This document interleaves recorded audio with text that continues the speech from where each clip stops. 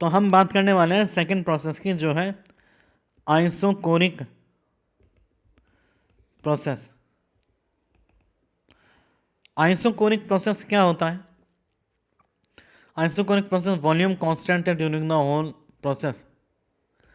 तो अगर हम इसके फर्स्ट पॉइंट की बात करें, d U equals to minus P external d V, तो हमें जानते हैं कि वर्क डन जीरो है। तो वर्क डन जीरो है तो डेल्टा यू किसके कहोगे? क्यू एट कांस्टेंट वॉल्यूम के डेल्टा यू, क्योंकि delta E equals to Q plus W होता है। डब्लू जीरो हो गया तो डेल्टा ई क्या हो गया?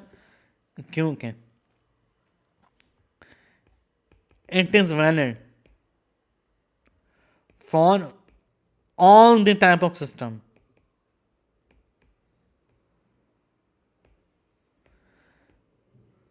if the system is ideal gas। अगर सिस्टम हमारे पास आइडियल गैस हो, अगर सिस्टम आइडियल गैस हो तो डेल्टा ई कितना हो जाएगा? क्यू वी, जो हो जाएगा n C V T final minus T initial. तो डेल्टा ई हो जाएगा क्यू वी। आइडियल गैस के केस में ये होगा। और अगर सिस्टम आइडियल गैस नहीं है, आइडियल गैस के केस में हम क्यों बोल रहे हैं? क्योंकि आइडियल गैस के केस में सीवी जनरल सीवी कांस्टेंट रहता है। लेकिन अगर सीवी वेरिएबल हो तो हम देख चुके हैं पहले, आइए इसको वापस से देखते हैं। अगर सीवी वेरिएबल हो तो सेकंड पॉइंट देखते हैं, if the system is solid, liquid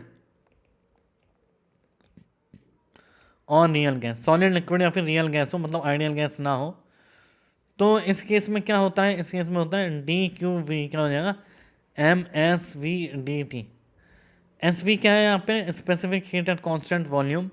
और मोलर मास से डिवाइड करेंगे, मोलर मास से मल्टीप्लाई करेंगे, m M S V d T, तो हो जाएगा d Q V integration n C V d T integration. तो फिर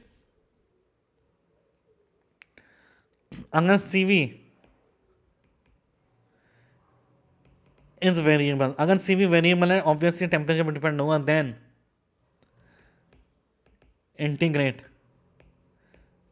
इफ, बट इफ अगर सी वी कॉन्स्टेंट हो, if C V is constant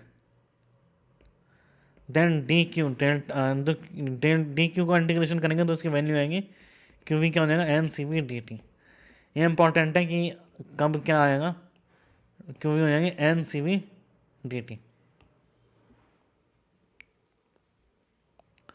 if the system is ideal gas and heat energy is given to the system, अगर ideal gas है और heat energy is given to the system, it means internal energy of the system increases and all the energy is consumed in increasing the temperature of system। अगर कोई work done नहीं हो तो जितनी भी हमने हीट सप्लाई की वो सारी की सारी सिस्टम का टेम्परेचर इंक्रीज करने में आएंगी।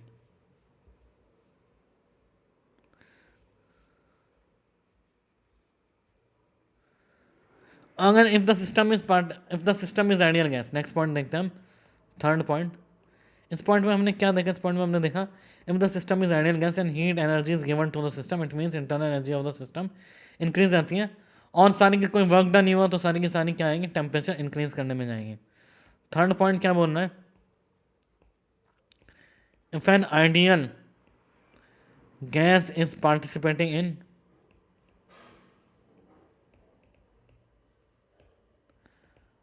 isocoric process and heat is given by the gas, it means अगर कोई वर्क डन नहीं हो रहा और हीट दे रहा है system, it means that internal energy and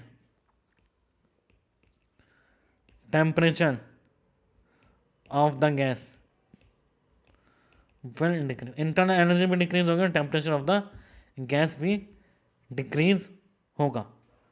और हमें पता है डेल्टा ई की क्या फॉर्मूला है, डेल्टा ई होता है n C P delta T always, और डेल्टा एच होता है n C P delta T, ये हमेशा वैलिड है, ऑलवेज वैलिड।